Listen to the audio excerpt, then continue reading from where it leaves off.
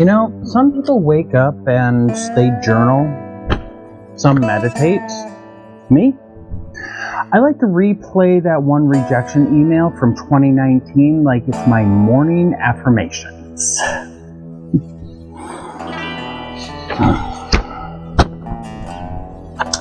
This baby's been with me for a while. Filed under things that were probably fine, but my brain decided to choose violence instead.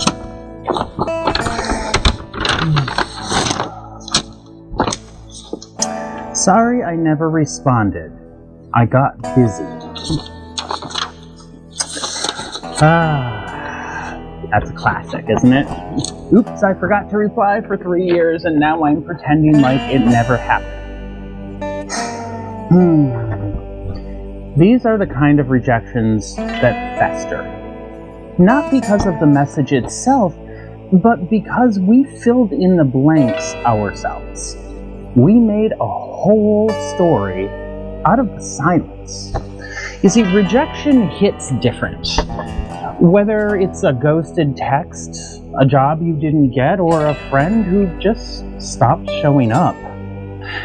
So today, we're going to go full Marie Kondo on our emotional inbox, opening all of these up and sorting through the nonsense so we can figure out what deserves space in our nervous system. Welcome to the Rejection Mailroom of Error 404, Mental Health Not Found.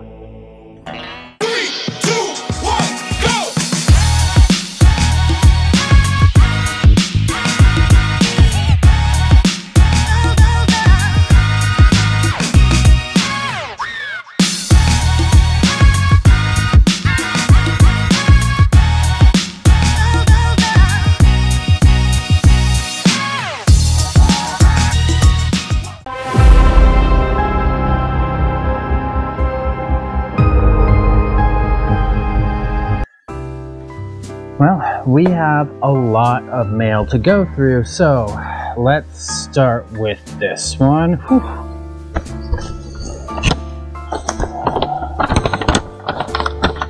What do we have here? Oh yes. Silence. The loudest sound in rejection. These dots. This is a symphony of overthinking. But maybe they just got busy. Maybe they didn't know what to say, or maybe they fell off a cliff. Or maybe they just didn't want to talk. And the thing is, my worth should not hinge on a text bubble.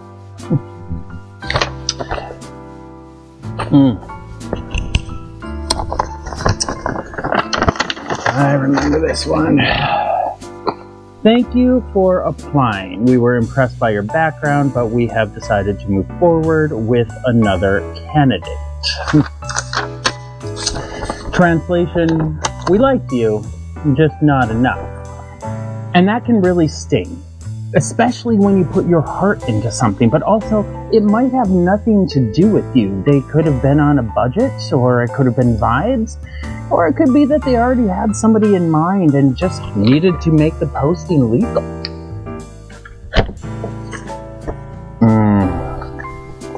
This one's gonna be rough. Let's see here. You're amazing and someone will be lucky to have you. It's just not me. Good luck out there. That's what we call soft ghosting. The one that sounds sweet, but what it really means is, I like you enough to compliment you, just not enough to invest in you. Still, our brain hears you're lovable, but not lovable enough. And that's the part that we sit on. That's the part that hurts. Most of these, they're not personal. But the stories I spin in my brain are Oscar-worthy, because if catastrophizing was an Olympic sport, well, I'd have lots of gold medals and a podcast about it.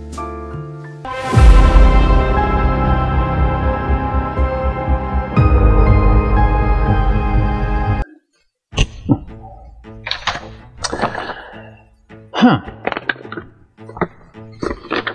This one looks familiar. I feel like it's made the rounds. Let's see. Huh. This makes me uncomfortable. Classic. This is what it looks like when someone can't hold space for your emotions or your boundaries. So they call it too much. And of course, there's no return address. But we're not going to hold on to this one. Why?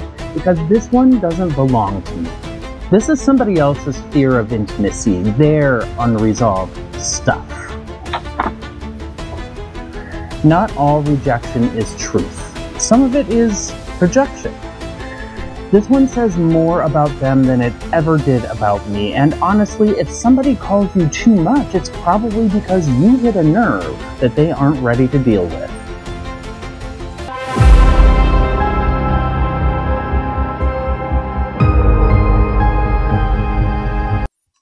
All right, let's keep digging through our mail here. Ooh.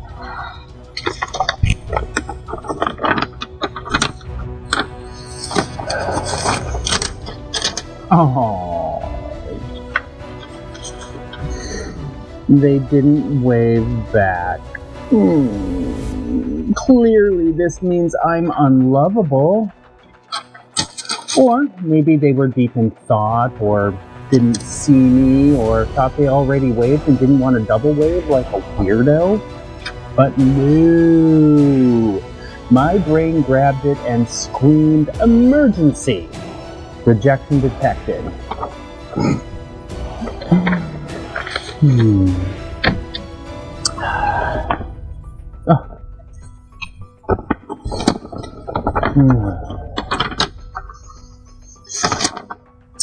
They liked 2 out of 5 of my posts. The silence speaks volumes. Gotta love social media, where we invent reasons to feel excluded. This is not connection, this is emotional roulette. They might just be scrolling on autopilot, but here I am, decoding hearts and swipes like it's Morse code.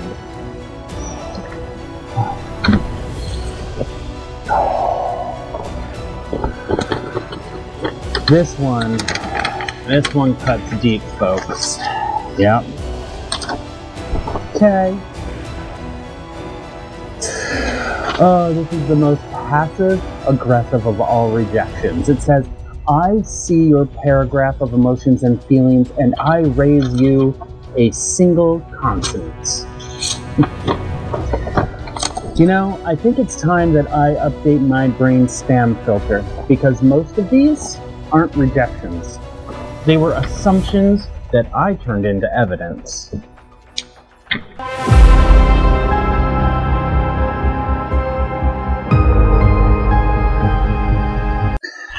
You know, one of the big problems with rejection is it makes you feel unworthy. After careful review, we regret to inform you, blah, blah, blah.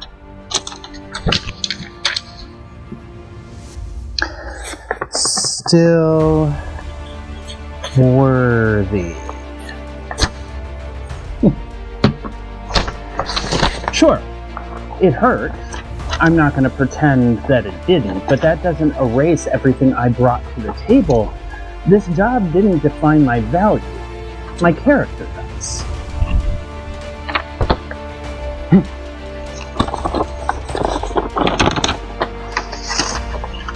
It's not you, it's...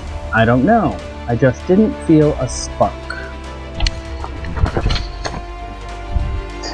Still worthy. Not everyone is going to vibe with you. And that's okay, because guess what? You're not for everyone. You're for the people who look at you and say, absolutely yes.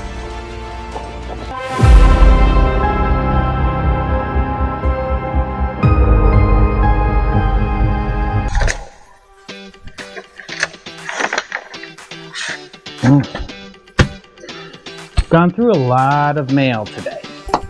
But you know why? Because rejection is part of life.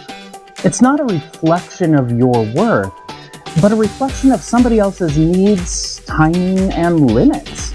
And sometimes their personal weirdness. I mean, seriously, some people are going to reject you because you remind them of their ex, or because they're allergic to emotional intimacy, or because Mercury is in retrograde. And sure, sometimes it was you. Maybe you were awkward. Maybe you did send a risky text, or laughed like a goat during the date.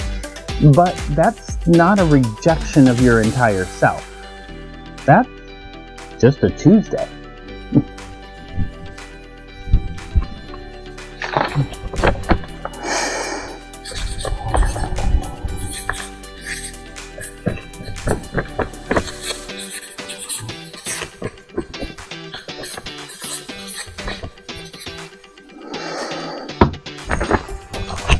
This one, I'm sending to myself, with a little bit of curiosity and a whole lot of compassion.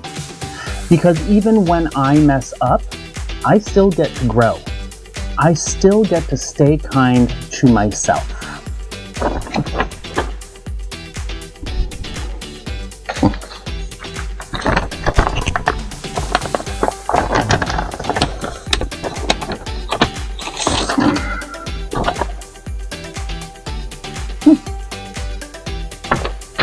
Thanks, but no thanks. You don't have to open every envelope. You don't have to decode every silence. And you definitely don't have to treat no like it's some kind of prophecy.